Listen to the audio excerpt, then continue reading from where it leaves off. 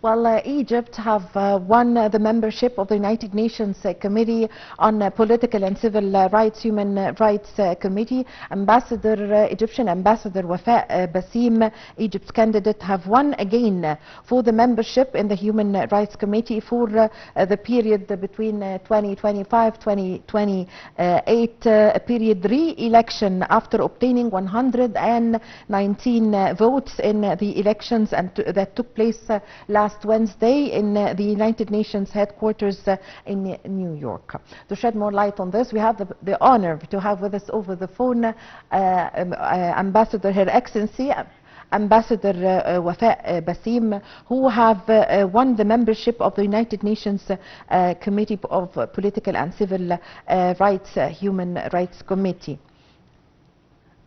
Good afternoon, Your Excellency. Hello? Hello? Hello. Yes. Your Excellency, Ambassador Wafaa Baseem, congratulations, and we are all proud of you.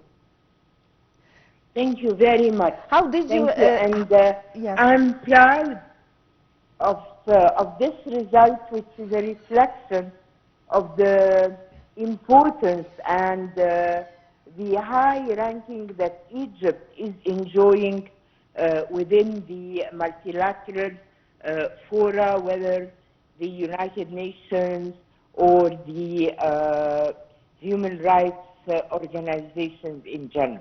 Yes. How did you receive the news, or how did you feel about being re-elected? I received the news with a lot of joy, lot of happiness, lot of gratitude towards my country, who was confident enough to nominate me for a second term in this committee.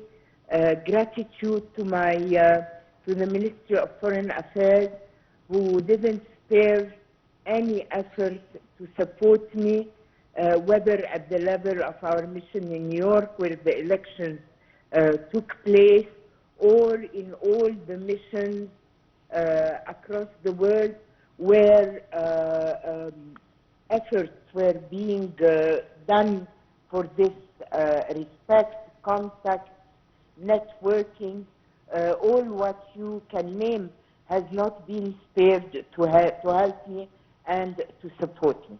Yes, of course, Egypt is very proud of you, Your Excellency. 119 votes, how did you receive this result? I was extremely happy, of course, because I'm ranking the third among the candidates. We were 16 candidates for 9 posts coming from different regions of the world, and I'm ranking third. The first had 129, the second 120, and I was 119, yes. Which is very well considered, taking into account the big number of candidates. And other things, there was the idea that I was a woman, that is not always easy. Now it has to be taken into account. So I'm really happy and quite proud to have achieved this result. Yes. So, Your Excellency, Ambassador Baseem, now this is for the period 2025 until 2028. So, what's your program, or what's your plans concerning this period? My plan is to make a good benefit of the combined experience of being a former Egyptian diplomat, yes, who having worked in the multilateral missions towards the UN and others, and my experience during the first mandate as an independent and impartial expert, looking into how the different state parties are implementing their obligations under the covenant on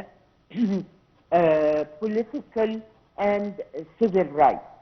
What I want to ensure, and I will continue to stress, is human rights, and implementing them are not one size fits all.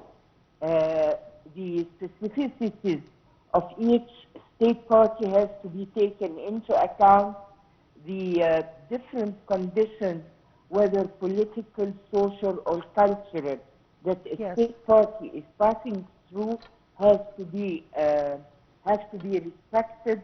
The cultural background, the traditions have to be respected too, and the importance of the achievements gradually. Nothing can be done in one go, but each time there is an achievement, the state party has to be encouraged, has to be assisted in continuing its road towards better implementation. We need technical assistance as far as the different cuts, the different skills are requested, whether those who are writing the reports or discussing them. I stress very much also on the importance of what we call human rights education. Yes. It has to come from the grassroots. There is an important role in the school, in the family, in the media, in the drama, and also the importance of training those who are in charge of law enforcement, judges, police officers, social workers, on the different aspects of human rights. Yes, yes. So this is not the first time, this is the second time in a row that you win this position. But actually, also, last diplomatic year was named before you, Ambassador Wafaa Baseem. The diplomatic year was named as Ambassador Wafaa Baseem. So how did you feel also about this? Give us an idea about this. How did you feel about this? You mean the new or the now that has graduated, the batch of the yes, the batch of it was named before you. Yes, that were named after me. Yes, yes. I felt very proud, and I felt also a lot of humility. That was a recognition really beyond what I have ever expected. To name a batch of 35 young diplomats who are my group, who in fact are source of my god children. It was a pleasure to accompany them during the year of their training at the Diplomatic Institute, especially that there are 20 young lady diplomats among them. So it meant the world to me, really. Yes. And, they are of a very high quality. I'm expecting for them a brilliant future in their diplomatic career and in the service of this country. It also makes me very, very optimistic about our youth. Yes. You know, and everybody knows, Egypt has a young population. More than 50% of the inhabitants are young people under 30 or 35. Yes. So when you have that wealth of skills in those young generations, one has to feel very proud, but also very optimistic on the image of Egypt within a few years. Yes. Of course, you are one of the very important in the history ambassadors in the history of the diplomacy here in Egypt, and you had a significant print in the diplomacy life and a role model for the generations and the coming generations. What is the criteria by which they choose or select for this position for being a member in the United Nations Human Rights Committee? Well, first you have to have the support of your own country, of course. Yes. And it has to be, it's your country who has to present your candidature. That's the first thing. The second thing, of course, you have to have a CV that is responding to the requirement of this post, which means that you have the expertise, legal, diplomatic.